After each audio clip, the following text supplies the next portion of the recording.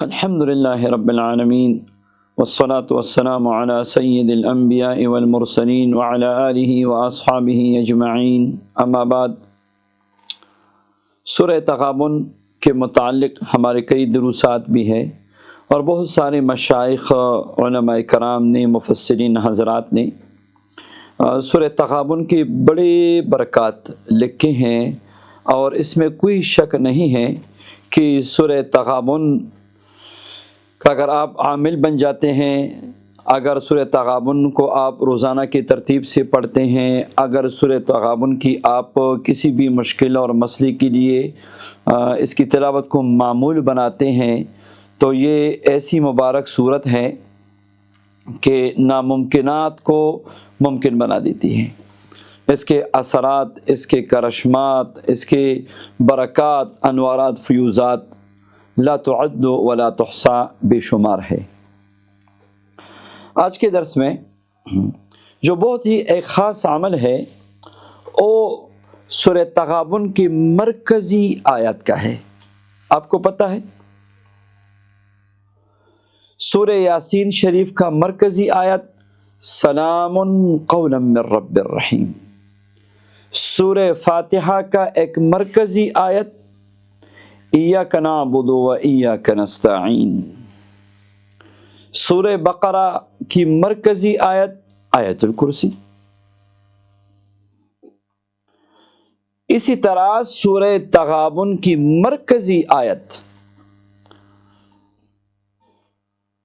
یہ ایسا عمل اور وظیفہ ہے مبارک کہ آج آپ کو بتاتا ہوں کہ سورہ تغابن کا مرکزی آیت کون سا ہے، اور آپ نے اس کے عامل بننا ہے کیسا، اور اس کے عامل بننے کی برکات اور فوائد کیا ہوں گے۔ مرکزی آیت اللہ لا الہ الا ہو وعلی اللہ فلیتوکل المؤمنون، یہ سورہ تغابن کی آیت ہے۔ اللہ لا الہ الا ہو وعلی اللہ فلیتوکل المؤمنون، اللہ اکبر۔ اللہ لا الہ، اللہ ہے معبود، کہیں نہیں ہے اور کوئی معبود، الا ہو، سوائے اس اللہ کے، اور مومنون کو چاہیے، ایمان والوں کو چاہیے کہ اللہ ہی پہ توکل کیا کرے۔ یہی مرکزی آیت ہے۔ اس آیت کے عامل بننے کی ترتیب اور پھر اس کے برکات، یاد رکھیے بعض علماء مشائخ نے لکھا ہے اگر اس آیت مبارکہ کو 100,000 مرتبہ آپ پڑھ لیں تو اللہ تبارک و تعالی ولایت کا مقام نصیب فرماتے ہیں، اور اللہ تبارک و تعالی اپنی قدرت کے عجائبات عامل کو دکھاتے ہیں۔ اگر اس آیت مبارکہ کے آپ عامل بن گئے تو ماشاء اللہ صرف اسی آیت مبارکہ سے آپ روحانی، جسمانی، جتنی بھی امراض ہے، جادو کی ہیں، جنات کے ہیں، آپ اس آیت مبارکہ کے پڑھنے سے، اس کا علاج دم کرنے سے، توجہ کرنے سے آپ علاج کر سکتے ہیں۔ آپ کو پتہ ہے کہ اس آیت مبارکہ کے عامل بننے کے بعد روحانیت، ولایت کا مقام مل جاتا ہے۔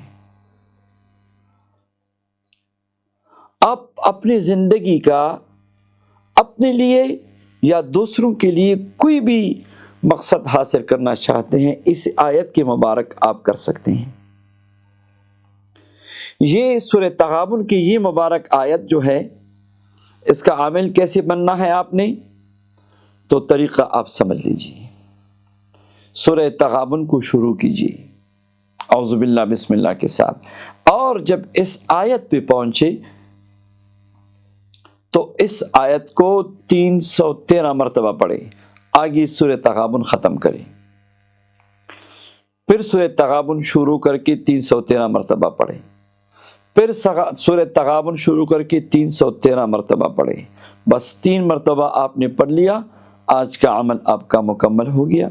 اسی طرح اس عمل کو 41 دن جاری رکھیں۔ خواتین ناغ کے ایام میں نہ پڑھیں اور نماز پڑھنے کے ایام میں بے شک وہ 40 دن اس ترتیب کے ساتھ پوری کر سکتے ہیں۔ اس عمل کے دوران بہت ساری روحانیت حاصل ہوگی، بہت ساری چیزیں سامنے آئے گی۔ آپ نے عمل پہ توجہ رکھنی ہے، اور آپ نے اس عمل کو اگر پورا کر لیا تو ماشاءاللہ تبارک اللہ، آپ عامل نہیں، آپ عامل کامل بن گئے۔ آپ صرف عامل نہیں، آپ ایک روحانی معالج بھی بن گئے۔